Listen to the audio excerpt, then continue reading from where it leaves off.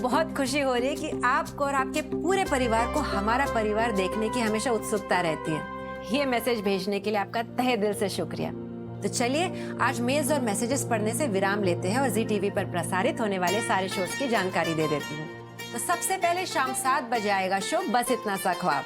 तो चलिए देखते हैं शो की कुछ झलकियाँ। डिनर के लिए इनवाइट करने आए थे, सोचा कि शिखा जी के साथ मिलके करेंगे, लेकिन उनसे ना कांटेक्ट नहीं हो पा रहा है। तो हम एक काम करते हैं, आज तुम्हें हम अपने हाथ की चाय पिलाते हैं। चाय हम बनाएंगे।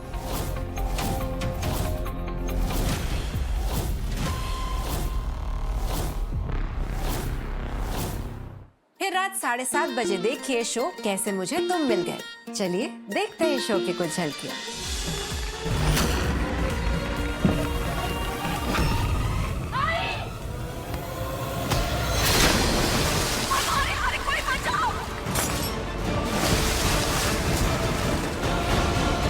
फिर रात 8 बजे देखिए कि आज मलिष्का क्या करने वाली है शो भाग्य लक्ष्मी में। चलिए देखते हैं शो की कुछ झलकियाँ। मैं आपसे पूछ रही हूँ कि आपको कैसे पता कि आयुष ने अनुष्का को किडनैप किया? हमारे पास फोन आया था तो पता चला। और तुम भूल गई कि तुमने क्या किया था? मैं याद दिला दूं, तुम किसके बच्चे की माँ बनने वाली हो। फिर रात 8:30 बजे देखिए हमारी बहादुर जागृति को शो जागृति एक नई सुबह में। चलिए देखते हैं शो की कुछ झलकियाँ।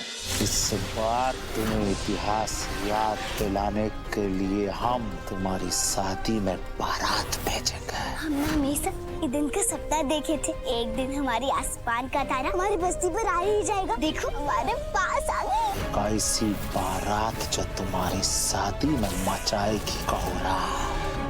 फिर रात 9 बजे देखिए हमारा जी टीवी का बेहतरीन शो कुमकुम भाग्य। चलिए देखते हैं शो की कुछ झलकियाँ।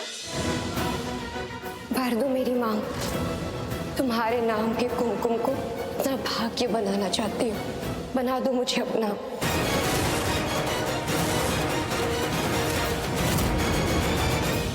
फिर रात 9:30 बजे देखिए जी टीवी का शो जाने अनजाने हम मिले। चलिए देखते हैं शो की कुछ झलकियाँ। वैसे भाभी ये सारी तैयारियां किस लिए? ये तैयारियां राघव के पिता की बरसी के लिए। सुबह ब्रह्म मुहूर्त में हम सब मिलकर अपने कुलदेवता के मंदिर जाएंगे और वहां जाकर पूजा करेंगे।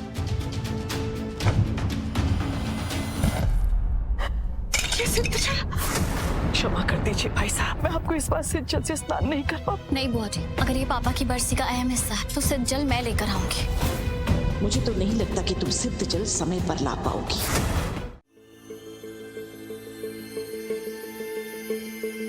कभी कुएं खुदवाता तो कभी सड़कें बनवाता, बाग बगीचे अस्पताल सब कुछ बनवाए उसने।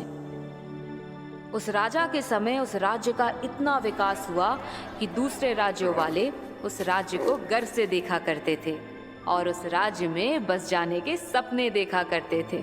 पर राजा के इतना सब कुछ करवाने से उस राज्य की प्रजा आलसी हो गई।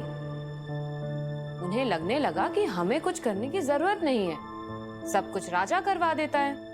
पर शासन और प्रजा किसी भी राज्य के खुशहाली के दो पहिए हैं। अगर एक भी खराब हुआ गाड़ी चलना बंद हो जाएगी। उस राज्य में भी बहुत अराजकता और बदइंतजामी फैल गई। प्रजा के लोग अपने घर का कूड़ा करकट घर के बाहर ही डाल देते, जिससे महामारी फैलने लगी। लोग कहीं भी कुछ फेंक देते, जिससे दूसरों को असुविधा होने लगी। राजा बड़ा परेशान था। उसे समझ में नहीं आ रहा था कि वह अपनी प्रजा को किस तरह जिम्मेदार बनाए। परेशान राजा एक दिन अपने गुरु के पास गया और उनसे सुझाव मांगने लगा। राजा की समस्या सुनकर गुरु ने कहा, राजन, कल दोपहर मैं तुम्हारे पास उपाय के साथ आऊंगा, पर तुम्हें वेश बदलकर मेरे साथ चलना होगा। राजा ने सहमति जता दी और अगले दिन की प्रतीक्षा करने लगा। अगली दोपहर गुरुजी राजा के पास आए और उन्होंने राजा को अपना उपाय बताया। गुरुजी का उपाय सुनकर राजा ने तुरंत अपना वेश बदला और अपने सेवकों के साथ जाकर राज्य की सबसे मुख्य सड़क के बीचों बीच एक बहुत बड़ा पत्थर रखवा दिया। सैनिक वहां से हट गए, पर वेश बदला राजा वहीं खड़ा सब कुछ देख रहा था। उसे यह देखना था कि इस भारी भरकम बड़े पत्थर को कौन हटाता है। उस बड़े पत्थर की वजह से सड़क का रास्ता जाम हो गया। सड़क पर चलने वालों को बहुत तकलीफ हो रही थी। अपनी प्रजा की हालत देख वेश बदले राजा बहुत दुखी हुए। तभी उन्होंने देखा कि सिर पर एक बड़ी सी डरिया रखे फल सब्जी उगाने वाला एक किसान हरिया वहाँ से गुजरा। सड़क पर रखे पत्थर को देख हरिया पहले तो चौंका, फिर उसने तमाम लोगों को इस पत्थर के कारण परेशान होते देखा। उसने अपनी डलिया सड़क किनारे रख दी और पत्थर को हटाने बढ़ा, पर उसे देखकर बहुत आश्चर्य हुआ कि वह पत्थर जैसा दिखने वाला वास्तव में पत्थर था ही नहीं। वह तो दफ्ती और कागज से बना नकली पत्थर था, जिसे हरिया ने पल भर में उठा लिया। क्या बात है दीदी, बढ़िया कहानी थी। समझे मेरे, क्यों देना चाहिए गिफ्ट वेदी को? अरे बोलो ना जी, चुप काहे हो? समझ में आया कि नहीं कहानी? हम समझ गए पापा कि हमें अपनी जिम्मेदारियों से नहीं हटना चाहिए था और वेदिका के साथ गिफ्ट शेयर करने चाहिए थे। Sorry Vedika. It's okay Veeru भैया। क्या हुआ? एक सेकेंड और, ये वाला गिफ्ट भी तुम्हारा। अरे वाह, और वो बड़ा वाला, वो तो हम दोनों मिलकर शेयर करेंगे ना, इसकी शेयर वजह से। करेंगे। हमारे प्यारे जी टीवी के दर्शक, ऐसी प्रेरक कहानियों का दौर तो हमारा परिवार में चलते ही रहता है, जिससे हम और आप बहुत कुछ सीख पाते हैं। आपने देखा कि आज की कहानी ने वीरू को उसकी बहन वेदिका के प्रति उसकी जिम्मेदारी का बोध कराया। अगर आगे भी आप चाहते हैं कि ऐसी ही कहानियां आपको सुनाई जाती रहे, तो बस उसके लिए आपको देखते रहना होगा हमारा परिवार और जी टीवी।